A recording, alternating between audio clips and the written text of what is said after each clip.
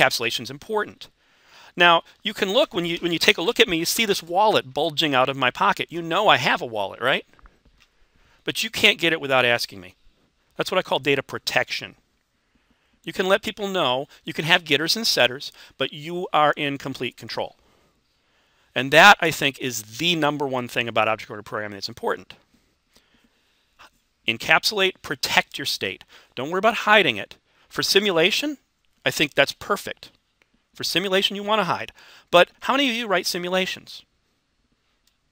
Once in a while, I see a couple. This is actually more hands than I usually get up. We got 3 hands, a little less than half the people in here. Most of the time, one person's hand goes up or no people's hands go up. True simulations, where you're really trying to model the real world, really are not the most common programming task.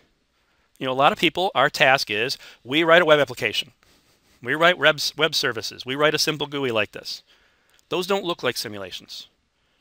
So trying to come up with an effective way to represent those is a very different problem. So sometimes traditional object-oriented programming, or thinking of things in terms of data hiding, isn't really the right approach. So keep those things in mind.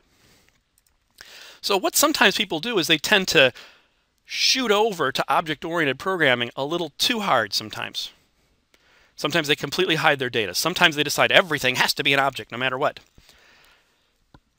And sometimes you can get something that is very compact, but sometimes very hard to read.